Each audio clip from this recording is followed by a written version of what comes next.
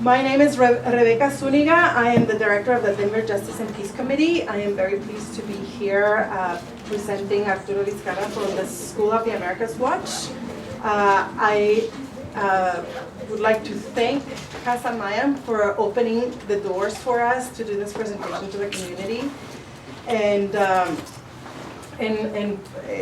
as you know, this space is provided for all of us to use.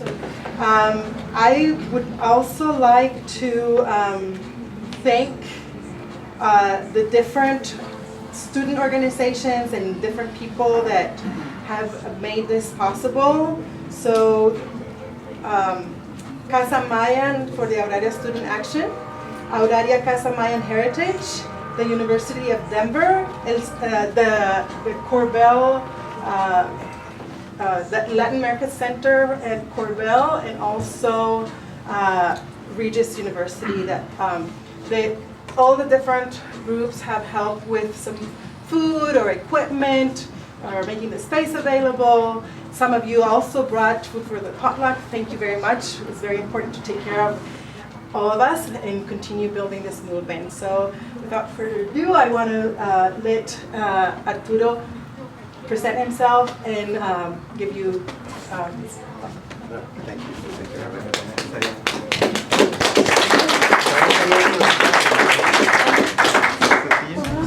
¿La quieres?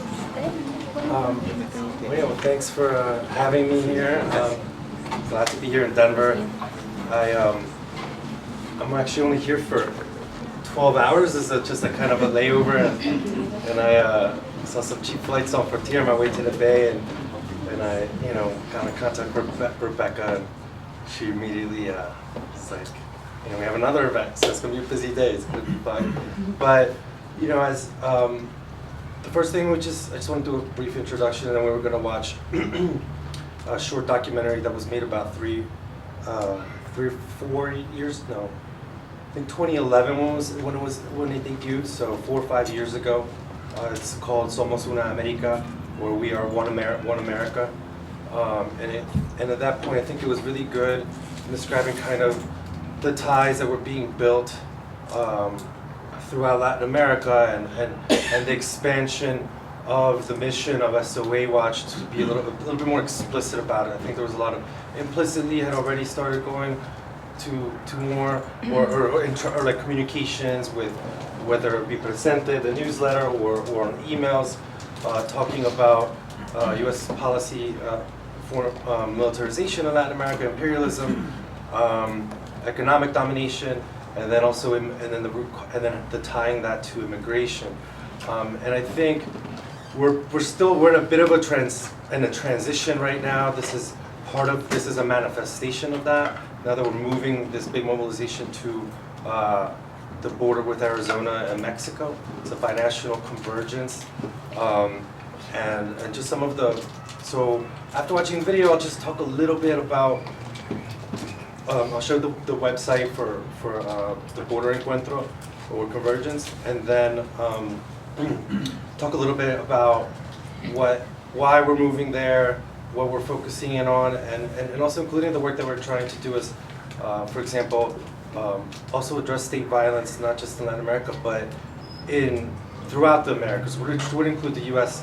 and Canada in a sense, but obviously we're not going to expand all at once, and in that sense also, how inevitably that also leads to discussions about forced migration, leads to discussions about immigration detention, it leads to discussions about mass incarceration, and we're talking about state violence, and imperialism, also about police brutality, and solidarity amongst and within people of color. And we'll have first people of color space at the Encuentro, and that's just something else I'll just talk about that. But after doing the presentation, I hope we can do more of a circle instead of me talking up here. Disparando lacrimógenas hacia empresas. En Chile nosotros tuvimos la muerte de cientos de compatriotas, la desaparición forzada de muchos de ellos y la tortura aplicada como una práctica sistemática. I think the School of the Americas should be closed because I think the United States is a better country than what the school represents. La resistencia es una palabra que cada vez se escucha más en América Latina. The days are over when you from the United States will come with your big companies and your bankers to live off of the backs of the poor, our blood and sweat. Those days are gone. They're gone. I know. Yo no sé, te quieres atrás, acércate más. Espíritu libre, miren, no quiero pelear más. Abre tu mente, vente, Dios sí me entiende. Entre mi espíritu vive el deseo de ser libre, miren, no te quieres atrás. Following the end of the Second World War, the United States decided that it needed to reestablish its control over Latin America, over the American hemisphere, for resources. The economy of the United States was growing.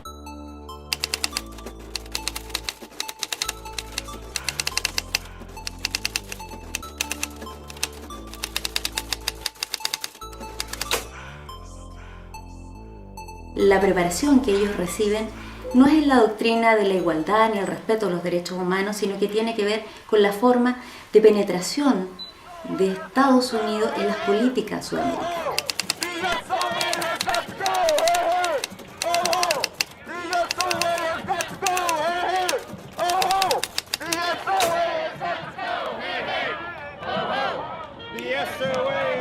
Durante la década de los 70 y los 80, América Latina vivió las dictaduras más sangrientas de su historia. Los líderes de estas dictaduras fueron entrenados en la Escuela de las Américas. Entre estos países está Argentina, que entre el año 76 y 83 desapareció y torturó a más de 30.000 personas.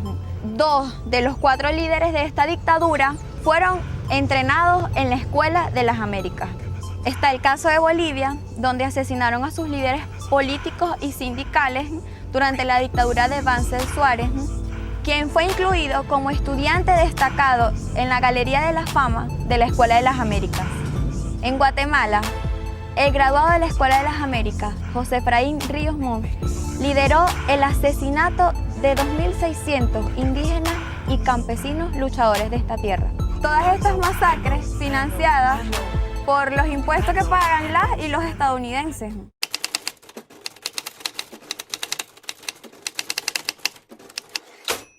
We were able to get a list of the triggermen who went onto the campus and murdered these priests in cold blood. And we asked for the Department of Defense to provide us with a list of recent graduates from the School of the Americas. And we were able to tie, a couple of dozen. What do we teach them? They walked onto the University of Central America's campus and killed these priests who were armed with rosary beads.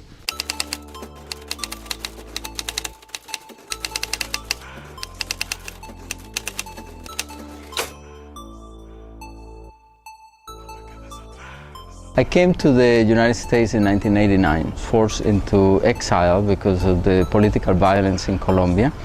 And then a few years later, I heard about Father Roy and the School of the Americas Watch. And for me, it was a breath of air to know that there was an American priest that had become aware of the American empire's destructive grasp on South America. We dressed as high-ranking Army officers. We went near the barracks, and with tree climbers, we scaled this tall pine tree, and his voice boomed into the barracks.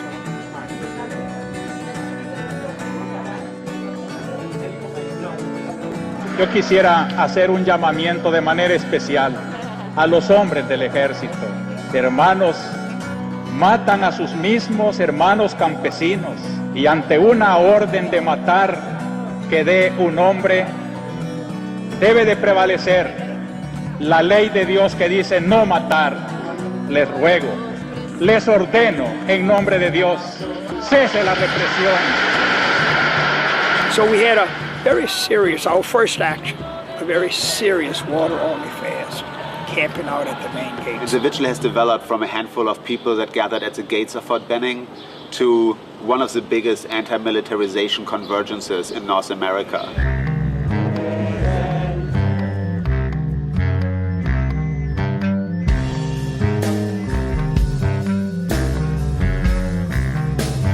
Hoy se respira viento sur, ese que nace del frío.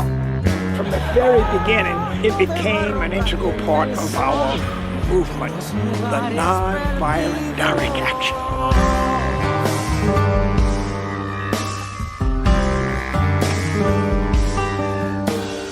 So we started going to prison, and the more the judge would send us to prison, the more people came into the movement. Manto de cielo sobre el tendal, dejé tu nombre y el mío, campo de colores se cubren tu luz, deja la lluvia caer, riega los suelos del sur, moja la nueva cosecha.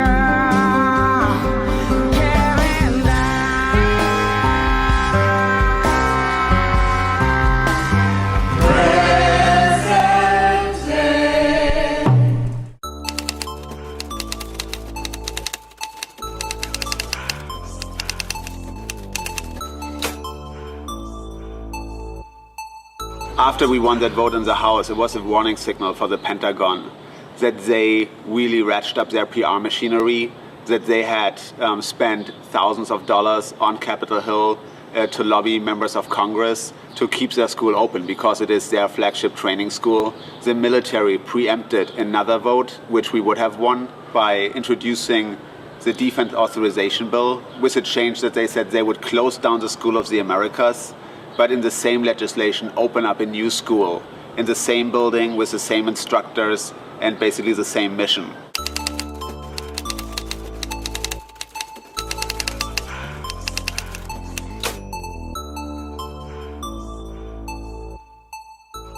Whereas in the past we were able to have access to the students and the faculty of the school so we could actually compare names. The U.S. Department of Defense has now classified that information. And we passed a bill in Congress to declassify it. And the Department of Defense decided to take advantage of a waiver and said for national security purposes we can't tell you who they are. Notwithstanding the fact that if you go to the school, they'll give you a brochure. You can see, you know, the pictures of some of the students and faculty. So it's not like they're afraid when they're promoting the school to reveal the names, but they're making it difficult for us to be able to do the necessary human rights work, if you will. En el 2002, el presidente Hugo Chávez Frías de Venezuela fue derrocado en un golpe de Estado por dos graduados de la Escuela de las Américas, el general Vázquez Velasco y el general Ramírez Póveda. Pero este golpe de Estado duró solamente 48 horas gracias al pueblo venezolano, gracias a ese poder popular que luchó por su democracia y que logró devolver a su presidente. We needed to reach out to our partners in Latin America to work together. Only in working together, North and South would be closed as school.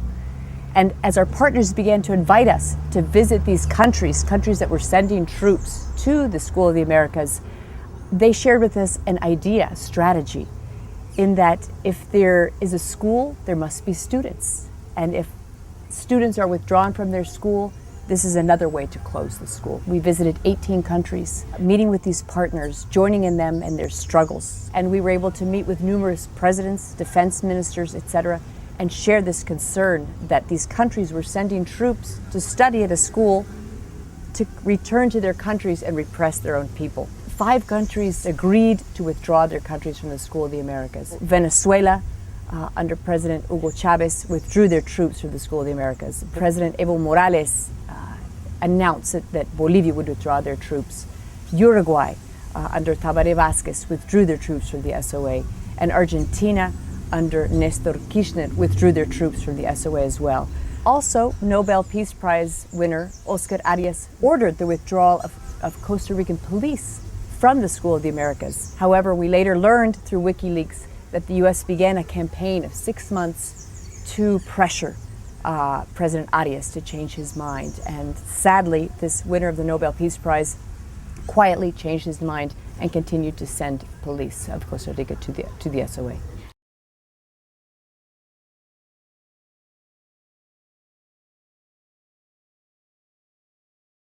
Esa era la brutalidad de la represión en Centroamérica, prohibido olvidar. Y los mismos que aplaudían esas acciones en la lucha contra el comunismo son ahora los que denuncian a los gobiernos progresistas por atentar a los derechos humanos.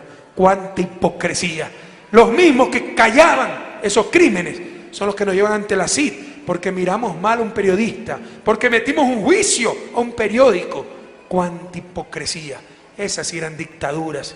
Pues bien, por escrito estoy ordenando que ni un solo soldado más de la patria a esa escuela de triste recordación. Veamos un poco qué era la escuela y qué es la Escuela de las Américas, compatriotas. A raíz de la venida del padre Roy Bourgeois, acompañado de una delegación, se logró motivar a muchas organizaciones de derechos humanos en Chile que configuramos nuestro propio observatorio por el cierre de la Escuela de las Américas.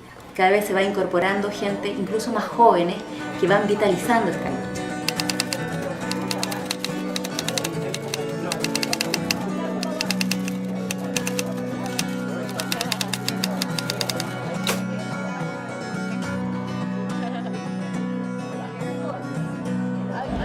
El encuentro de SOA Watch me pareció muy importante, porque ese encuentro entre los delegados de Estados Unidos y los delegados del sur nos mostró la posibilidad de que entonces en la campaña contra las bases militares extranjeras en el continente se sumaran los activistas de SOA Watch, que hasta ese momento en realidad lo que planteaban era el cierre de la Escuela de las Américas, que no es poca cosa, sin ninguna duda. Pero ahí tuvimos la posibilidad de avanzar en la comprensión de que América es una sola. ¿Desde qué punto de vista? No de los gobiernos. Desde el punto de vista de los pueblos.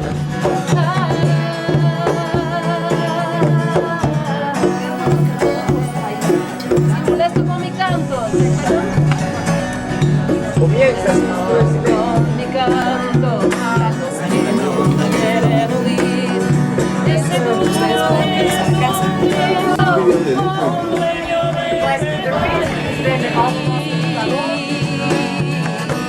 ¿Sabes hablar? Hagas alambrar, que la tierra es nuestra y es tuya llegué. De Pedro y María, Juan y José. Hagas alambrar. Algo que quedó muy claro en el encuentro entre los pueblos de América fue el hecho de que hoy la situación militar estadounidense es mucho más compleja que en los años 70 y 80. Hoy no solamente se trata de SOA WINSEC, sino de la presencia militar estadounidense en Colombia, ayuda a la represión en México, de la militarización de la ayuda humanitaria en Haití y de la instalación de bases militares en varios territorios de América Latina. A esto también se le suma la presencia de tropas para maniobras y entrenamientos y la reactivación de la cuarta flota que está en nuestros mares para patrullar el hemisferio. It's not an accident that Colombia has been the biggest user of the School of the Americas. More than 10,000 Colombian soldiers have been trained there, and Colombia is the biggest abuser of human rights in the Western Hemisphere. Se está hablando por parte del fiscal general de la Nación de la existencia de cerca de 150,000 personas ejecutadas extrajudicialmente y tenemos más o menos 50,000 desaparecidos. Y tenemos tal vez la mayor tragedia del mundo en materia de desplazamiento forzado de personas, cerca de 6 millones de personas, desde el año 82 hasta la fecha. Y esto va acompañado también del plan de militarización, que tiene como objetivo presionar para que estos gobiernos cumplan sus leyes a favor de las grandes multinacionales. Se están robando, saqueando nuestros recursos naturales, el agua, la energía y toda la biodiversidad. Y con ellos va el objetivo político. Es nada más y nada menos que desestabilizar los gobiernos de izquierda y democráticos de toda la región, que han jugado un papel fundamental en la lucha contra las políticas neoliberales y en la construcción de un programa justo donde los pobres y las mayorías puedan avanzar.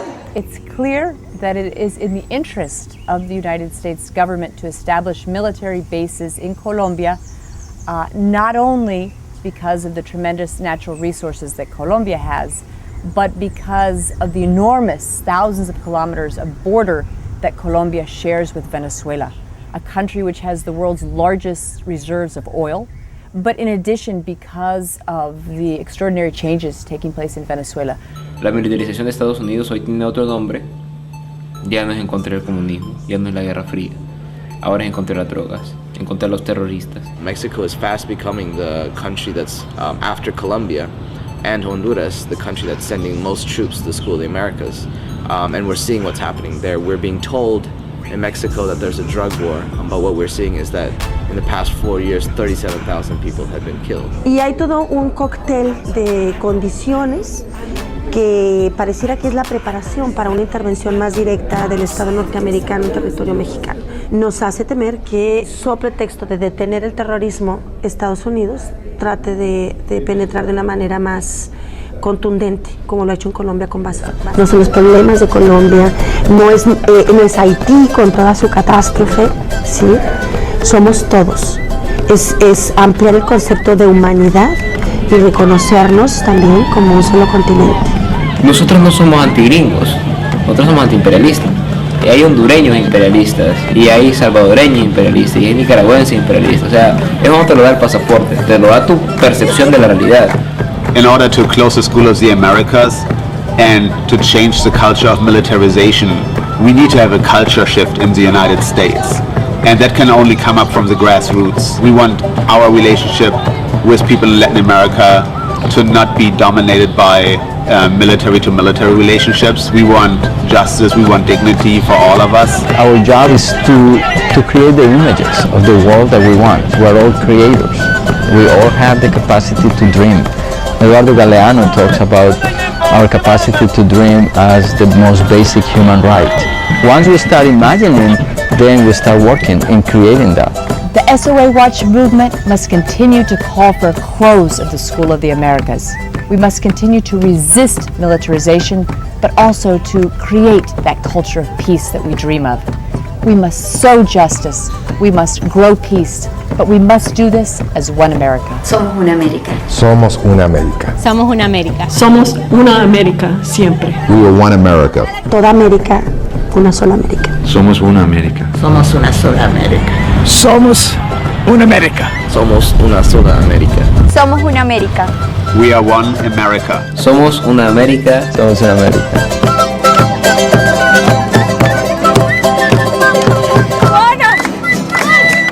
Now, as Arturo was explaining before, the visual is moving to the border to raise more awareness of those issues of militarization and imperialism that are going on in Latin America.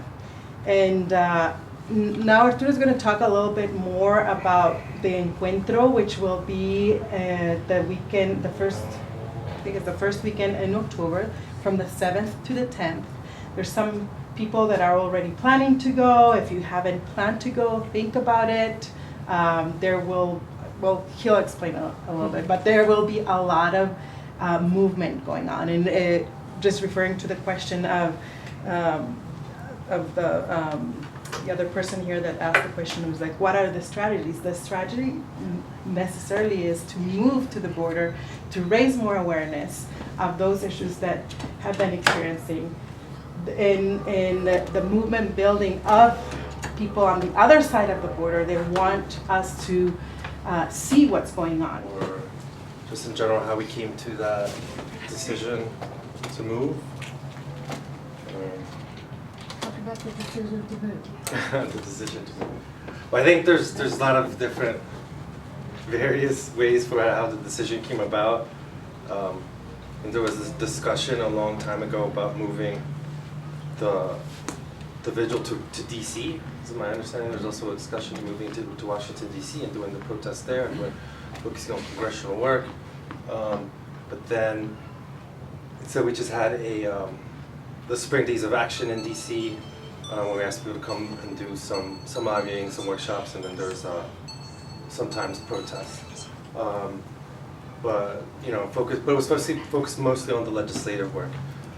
Again, the work of the organization, it starts as a small vigil the first year in 1990, and with Father Roy Bourgeois and it just kind of expands from there. So the entire organization was really geared towards the one goal of closing the School of the Americas, which is where all these graduates and dictators and human rights violators, kidnappers were trained, torturers, and then the legislative work was really geared towards that as well, to closing the school, and that's how I got really close to doing that in 2000, and then 2001 they changed the name to WINSEC, to Western Hemisphere Institute for Security Cooperation. We continue to call it the School of the Americas, or sometimes we say SOA WINSEC. What was the renaming again? Western Hemisphere Institute for Security Cooperation. Oh. So they changed it. Which is a really... That sounds like a good name. It's not very intellectual, but it has no meaning, is it? Yeah. I mean, it was really a few votes short of closing it in the House. I forget, 5 or 7 votes. And then that was they say, they closed it. I mean, according to the U.S. Army, they closed the school. And then this new school reopened at the same site with the same teachers, same curriculum, plus a human rights course. So it was really, obviously, just a PR move, but it was, very simple but very effective, smart PR move. Because then you have people that allies, and the pressure, obviously, the Pentagon puts on members of Congress, and then you have people that are former allies that say, oh, well, it was closed, or it's no longer the same school. And there was no accountability, given that the most famous of those, these kind of like guilt by association, and there's been statistical studies, if you go there, you're more likely to commit human rights violations and certain things like that. But the most, I guess, impactful thing that it was very known that they did was they openly taught torture and kidnapping and extortion. It was using a CIA manual for at least 10 years. And this was actually through, that didn't end until some point in the 90s. And so there was that focus. I think and now I think with this, it's just kind of expansion of, the school isn't, there was like the harsh reality that the school isn't going to close. And soon without there being a new kind of scandals along those kinds of lines, and they are withholding the names of graduates, so it's hard to know who goes there. But I think it's a complicated game of a cat and mouse, because so many people did attend the vigil or hear about it and kind of use it as a gateway to learn more about overall U.S. foreign policy towards Latin America, but at the same time, there was this limiting scope if we were just focusing on the school, because especially now they've diffused the training. The majority of training occurs outside of the U.S. And for example, Mexican security forces are trained in at least 48 different sites inside the U.S. And basically the idea though is that, or for example, Colombia was the '1 client for a very long time through these years of Plan Colombia. There were some years where they were 75%, 80% of the students. I mean, they use the word client in this way. They even said the #1 client. And now Colombia is doing a lot of the training of foreign, of other soldiers from other countries, Honduras, Mexico. Like in this quote-unquote drug war, where we're seeing this incredible amount of violence over the last 10 years. To this day, we're seeing really. We actually kind of use it's hard to, you don't want to abuse the numbers, but at the same time, just to give people an idea, we're talking about just in Mexico. If you include migrants that are going through Mexico, up to 300,000 people have been killed or forcibly disappeared by either the security forces or the cartels or gangs or a combination thereof, because they're really just. They're hard to separate in Mexico. I think you should mention in the early years that there were a lot of people that spent 6 to 12 months in prison for crossing the line, and I mean, people really sacrificed to try to close the school. Yeah, I think part of the reason why there was this move, the move was because there wasn't the effectiveness of that, of going into and being in the news, and the effectiveness of that, I think, was wearing off, and it didn't feel as good to be asking people to make such a sacrifice. But you're right. There's over 100 people. It's been collectively over 300 years, or I think I might be misquoting that, or 300 people collectively over 100 years in prison or jail. But at the same time, there's differences of opinion on this. There's definitely differences of opinion on some of the things that I'll say. I'll add that caveat, even internally. So I think it just wasn't. It was no longer as effective, and it's difficult to ask people to make that kind of sacrifice when you're seeing this having the impact that it used to have. Or for example, it used to be covered in mainstream news, and then like last couple of years, for the arrest, it was basically just covered at the local papers. And it was kind of like this kind of very run of the, this many people were arrested. So I think that was one of the things. I think there's the fatigue of the school not closing, right? And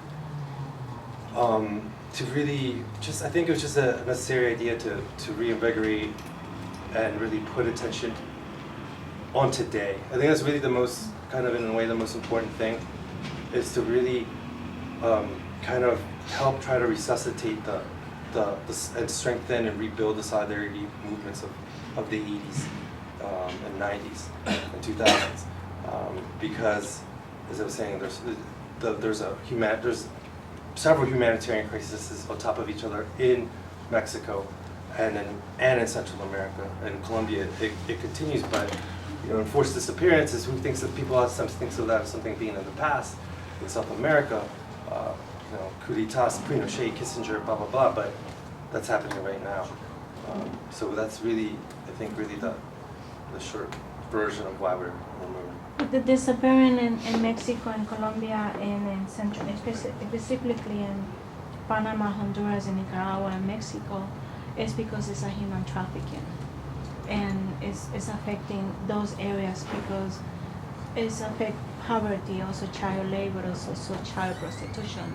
So when you think about, and I learned that in my human trafficking class, Mexico is very targeting, so is those poor countries in Central America. If we don't hear about it, the disappearance in Mexico, like the 22 students who disappeared in Mexico, that was organ trafficking. So you don't hear about it unless you do a journal, you read it, or you are sitting in a class to develop the critical thinking skills. But they go from Colombia, Venezuela, Cuba, and they transport them there. And then they end up in other parts of the world. But human trafficking is one of the issues that we as a society, we don't hear in the news. Unless you go to Panama or Central America and you go look for the person who served you breakfast the next day and her daughter is missing. And then it's not like here, if my child is missing, you have to follow a protocol and you follow the law, and the law is to protect you and search. But over there in other countries, a citizen has no voice unless they has money. I think it's disputed exactly what happened to the 43 students. Mm-hmm. I think, all signs point to the military, the Mexican military, as being the final people that had them in custody. There's definitely is organ trafficking, human trafficking involved, but in Mexico, I think it is an important topic specifically to discuss Mexico, but and that is part of the reason why we're moving to the border to draw attention to what's going on specifically right next door in Mexico. If there was 300,000 people killed or disappeared in Canada, I think we'd be reading about it a little bit more. But it's I think that the point about it before going is just that the state is involved in all of that, even if it's the cartels that actually do a lot of that, and if the state is involved, therefore our government and our tax money are involved in these things. So for those of you that are able to cross the border to go there, you will be able to see firsthand what's going on the other side and what movement building is happening there. And everyone is really excited on the other side. of the U.S.-Mexico border about this Encuentro and the profile that is raised. So I'm going to let Arturo now talk a little bit more of specifically of the Encuentro, and then we can continue our conversation in a circle to respond to questions and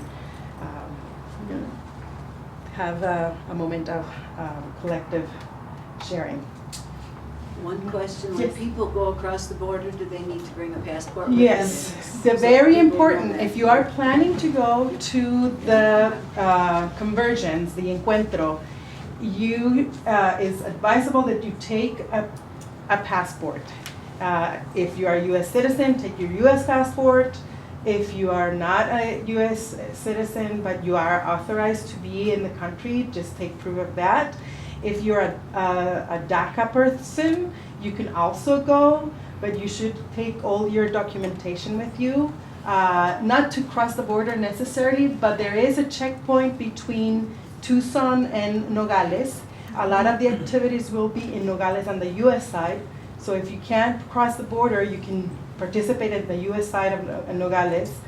And you will need to show that you have some sort of authorization to be in the country. Just wanted to show everybody the website. This is where you can get the information. This is very simple, soaw.org/border. And here's where you can get all that kind of information. There's actually a very detailed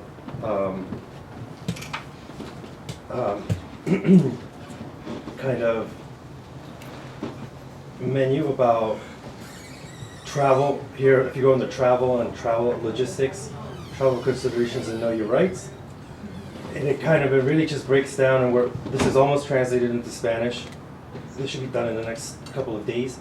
And goes into SB 1070 because that's still the law in Arizona, and what it just kind of means is good for everybody to be aware of that, even if you're a citizen, depending on who you're with.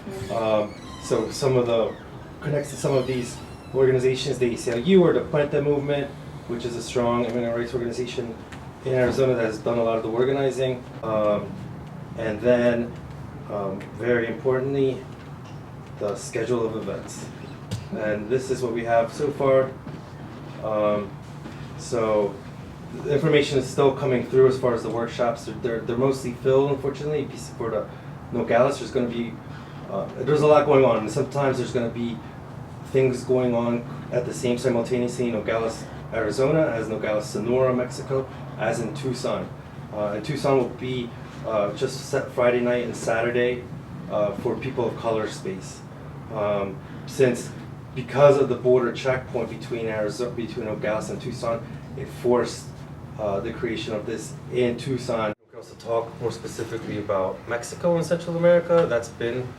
We have also been very focused on that work, and that is what we're going.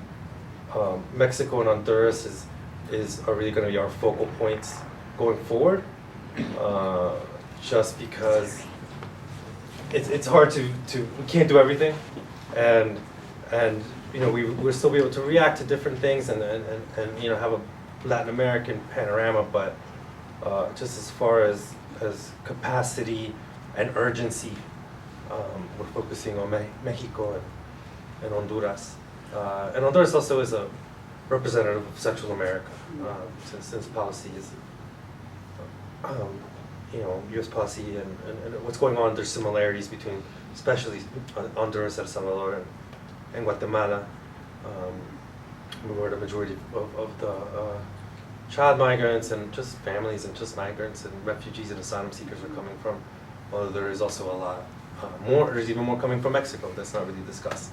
But so either about those things or the Encuentro or this issue about School of the Americas Watch and all that, I've been following since the 1980s. Because I worked with DJPC in Denver at that time, and I was with the American Friends Service Committee. But we pulled together a group of refugiados, salvadoreños, guatemaltecos, más que todo. That's been a long time in the past. So a question I'm asking is the focus on the border now anticipated to be like maybe a yearly thing, where every year there's going to be a mobilization like this? And was it chosen in the Phoenix area because of the hot spot that Phoenix and Arizona have been. I like the idea of confronting where the issue is the hottest, but is that some of the rationale behind it? I think it's to be decided as far as what happens next year, if it becomes an annual thing, or if it reverts back to Fort Benning, or if, I mean, unlikely, or the third place. Unlikely given all the work that it takes to set up that infrastructure, but maybe, you know, with the eyes of at least moving every once in a while. I don't know. We're really trying to see what results of it and what kind of energy there is, because we are more of the facilitators. We can't do anything without volunteers. There's zero, you know, we can't do anything, and it's been difficult building that infrastructure that, you know, was already there for Columbus and Georgia, and that's part of the reason why some of the things are a little later coming, and it's a little earlier in the year. And that's a huge, just even that month and a half, given what we've, you know, because our schedule's already been really, we had the spring days of action, and we actually had a strategy session. You know, we went through these discussions to move took a long time. So anyway, it's up in the air.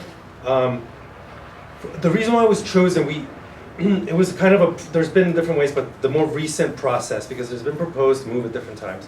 But the way it happened was that a few of us, we just wanted to move it from Georgia. Why? Just period. Just let's find somewhere else. Let's broaden the scope. Let's you know. And for example, at that point there was also and to follow kind of the pattern, which is kind of has been lost a little bit. What's been lost a little bit is the Military Training Institute, right? Even though Fort Huachuca is close enough to get to, and that's actually where the CIA training torture manuals were written. And there has been some past vigils in the past at Fort Huachuca, outside of Fort Huachuca, which is, I don't forget, an hour and a half hour. And then have there be an immigration detention center, because that was happening in Georgia. There's a Stewart Detention Center, it's the biggest private detention center, housing mostly refugees, and it's got a 97% deportation rate. It's just horrific conditions. We had really strong organizing, and I think that's part of the process of that more kind of combined linking with migration, forced migration and militarization. And then, so we're gonna just propose, just anywhere in the country that would have that combination, relatively close by, because there's a lot of different sites. And then it became an idea, then it evolved to, well, let's look at something close to the border, and then to also put an even more focus on this issue and the wall and Mexico and refugees and migrants and the militarization of the border. There has been had already been 2 delegations that SOA watched that as its own specific kind of issue, right? The militarization of the border and how that's an extension of the militarization in Latin America and drug war. So that was, it kind of was like the perfect storm. And then we looked at 4 different sites: San Diego, San Antonio, which isn't that close, but it's got a big military, that trains Latin American Air Force. Actually, it's tens of thousands. It's very similar. I forget what it's called, Inter-American Air Force Academy. We don't really ever talk about it. And then it's got the 2 family detention centers pretty close by. Then El Paso, San Diego, and Tucson. And El Paso and Tucson were the 2 finalists. And what really made but then it switched to Nogales, which complicated it for the undocumented people, and then just to make it more binational right on the border. But the reason why was because of the local support. So our field organizer had gone to all the places and talked to people and tried to organize, and it was just the place where they had the most local support. And then in a sense, in a way you could trace it to SB 1070, because SB 1070, from what everybody in Arizona talks about, is that really strengthened, obviously it's a horrific thing, but it's strengthened the organizing and strengthened the resistance in Arizona. So, there's lots of, a lot of the groups, that's where they kind of developed through that fight over the last 6 years. I mean, obviously there's groups that have been doing the work for a lot longer, but no more deaths, Coalición de Derechos Humanos, there's a lot, big, small, medium. So. But yeah, it sounds like through DJPC would be the way to look at bringing a delegation, you know, of folks from your community to the, yeah. That's another thing, is creating awareness. Because that's what I, if it was my choice and I had the time to do it, is creating awareness here about what's going on there. Because without the awareness, no one's going to go. So anything I can do, and maybe we can talk about this, there's anything I can do to help do things here to create that awareness. Yeah, so part of why we are here is that, right? So we started talking about what was going to happen as soon as we found out, and we've sent emails, obviously Facebook page. We have a Facebook page information, but yes, it's great that other people have found out about this particular day, because that was the intention that I had with getting this going, was, okay, let's talk a little bit more about it, because some of us that already know have already talked to our friends, our 10 friends around us, but those 10 friends maybe haven't talked to their 10 friends to raise the awareness of the Encuentro. So I'm happy to see new faces that we can work together. Well, I had no idea what to expect with this meeting today, but just on the surface, it seemed to me like what would be bringing this on in part would be like these TV commercials that are on every day saying that terrorists are coming into the U.S. from Mexico and stuff. And, I mean, obviously that's totally insane. But, so it seems to me that would be the kind of thing you're trying to address, right? Yeah, one of our kind of main slogans, I think, we had Close the SOA, and that was very, kind of well known. There was even like this punk song, Close the SOA. Anyway, there's, we're been having a hard time kind of having something, but we are really stressing bridges, not walls, And I think given all the hate that Donald Trump represents, and towards migrants and the wall, and I think it's just a tricky proposition. Also, we don't want to say we're supporting the other side either. The Hillary Clinton, it's very, I'm sorry for this, but it's very, militaristic. Yeah, and very specifically, yeah, and very specifically was involved in was very responsible for the during coup being able to withstand and the continuing horrors that go there.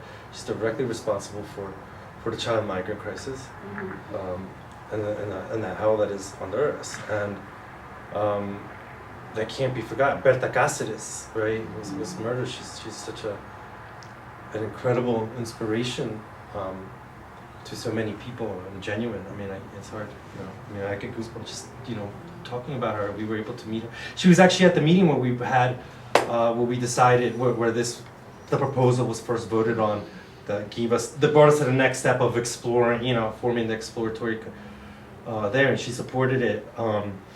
She was just, she's been, has been interrupted many times for people protesting her role in the coup and saying that she's responsible for Berta's murder. I would say yeah, and plus and then some. So many other people and all the women, children, men that are detained here in the U.S. or disappeared on the way in Mexico.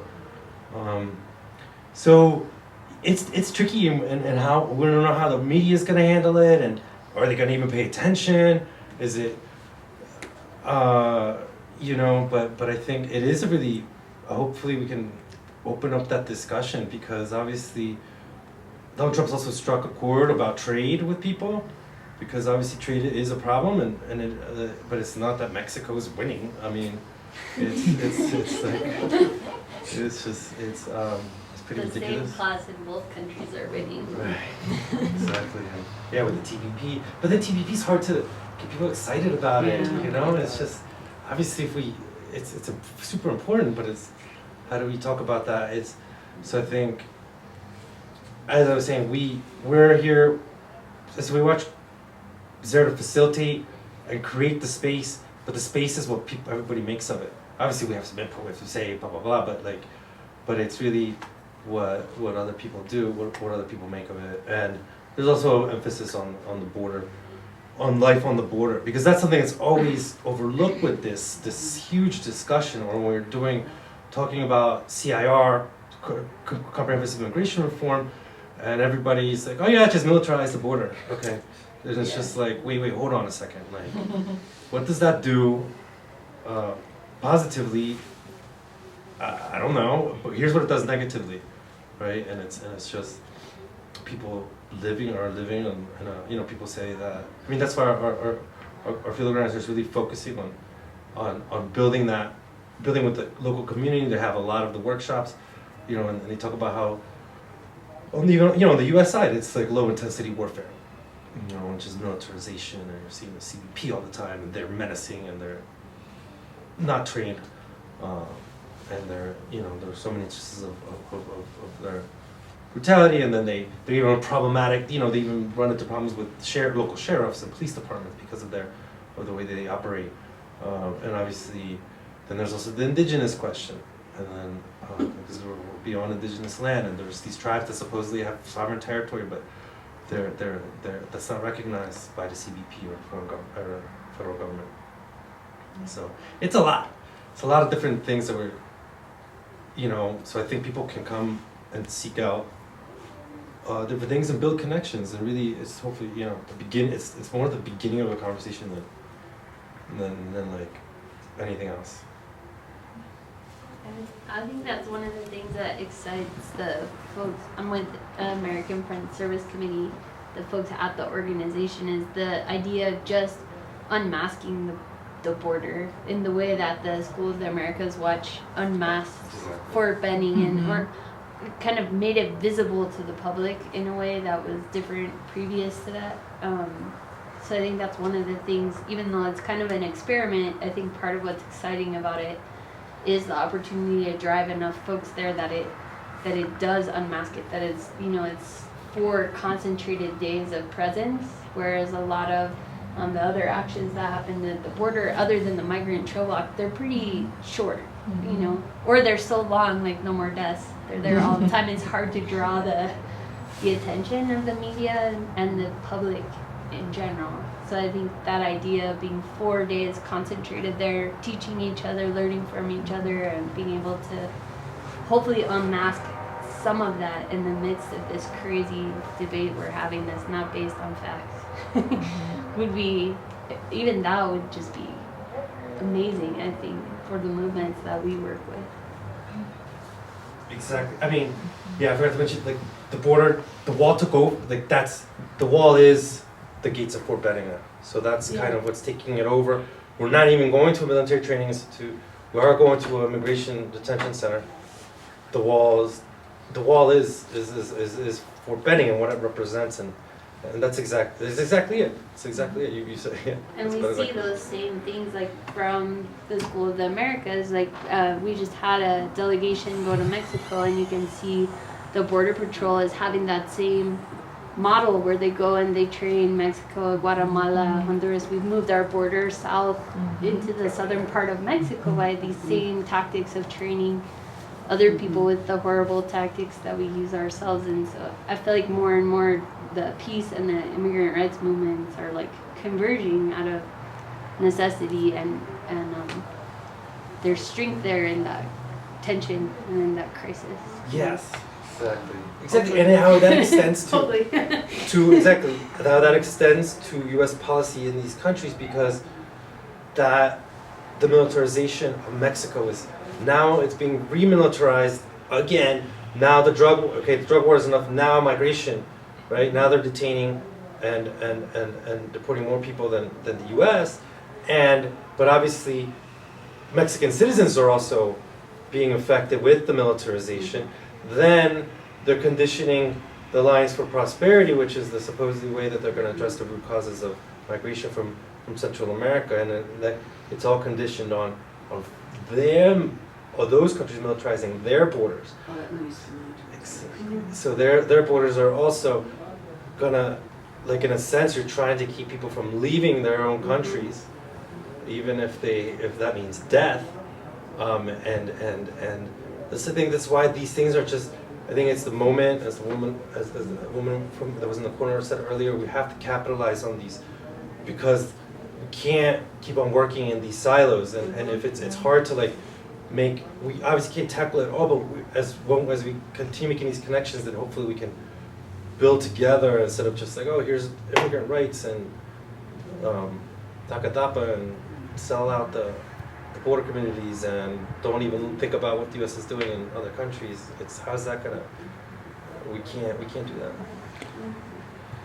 Well, another piece is the Southern Border Plan, which is in the name of Mexico, but it's funded by the U.S. and directed by the U.S. in southern Mexico to carry out all those kinds of functions of keeping people from moving north. But it's not just the legal authorities. Now it's Mexican migration, it's Mexican military, it's the state and federal and local police, and the gangs and the cartels and the everyday robbers and rapists and private security, and all those folks who are just detaining thousands of people in southern Mexico, are the ones who are getting deported, but they just turn around and come back again because it's so dangerous in their countries. They barely step foot in their country and they turn around and come back again. And with the Southern Border Plan, one of the things they've done is, for the most part, shut down the possibility of people riding the trains, which, horrible as that was, now people are walking, and all the robbers and rapists and everybody know where they're walking, and it's just, you know, since 2014, it's just been worse and worse and worse. That specific issue, I think, is really, in a way, like, we just didn't have time to really get the campaign. We did work on it for the Sprint Days of Action a little bit, focus on Plan Mexico and specifically that aspect of it. Yeah. But it's just, if you go down there, it's heartbreaking. It's just, I was like, am I just biased as a Salvadoran, or? But it was just, I went down there and I was just afterwards, I was just depressed for like a couple of weeks. I've talked to a lot of people in the migrant shelters there this year and last year, and it's just circled. They just go. People get sent back and they come back again. They'll say, oh yeah, this is my fourth time. I was deported once from the U.S. and 3 times from Mexico, but there's no way they'll kill me if I go back to my country. And it's, people rather die, take their chances. Yeah, that's exactly what they say. Exactly. And they have whole families with them, you know, all kinds of children. Before we end, I would like to bring Gregorio in to tell us a little bit of Casa, and thank him again and Kobe for allowing us to be in this space. And Kobe has been really great in setting up everything and making it easier for us to be here. And well, thank you. First of all, no, not at all. I apologize. We've had a lot of unexpected guests. And that's part of the story. We just had, for those that don't know, we deal a lot with our story, our family story, and a lot of the people who came to this space, Auraria, and this house, were part of the Mexican-American Revolution, the Mexican Revolution in 1910. And I just met with some displaced Aurarians. We were displaced. Our community was displaced in 1972. And we're attempting to come back and tell our story. We think part of the social justice, anchors of social justice, is not erasing our memories and telling what happened in this community. This is, again, a part of the immigration story. My grandparents came from Mexico. They went through 20 years before they were able to find a home. And this home became a mutual aid house without any help of the government, where they helped Mexican consulates, they helped immigrants and people form businesses or learn the ropes of how to survive with the discrimination of the Ku Klux Klan and then surviving the Great Depression. So this was a mutual aid house. It became a cultural center, teaching people to be resourceful and sewing, the homeless people, and then it became an arts and community center. And part of the story is, again, the politics of space and immigration. And I'm back 40 years later with the support of students that we have a place. And we're honored that you're here because this is the partnership we want, where we can have a space on campus that is given back to the community to tell what's going on in South of America, with Mexico and South America and all the politics that still affect us. And so we're a result of that. We're back 40 years to tell this institution that those events that happened back are still having an effect, and we want to make some corrections. So this is a major, having you here is an honor because it supports the dream of having this house as a safe place to discuss these issues that a lot of people don't want to discuss. So I'm honored, and on behalf of my family and the Irarians who were displaced, I thank you. Thank you, Old. So now we have a space we know we can rock on. I would like to thank everyone that made this possible and was here to share. We will continue sharing the information. Contact us. If you are planning or want to go to Nogales or Tucson or Sonora, wherever it is that you want to go and do your act of resistance, let us know and we'll work together for it. Thank you all. Thank you. Thank you, Kofi, and thank you, students.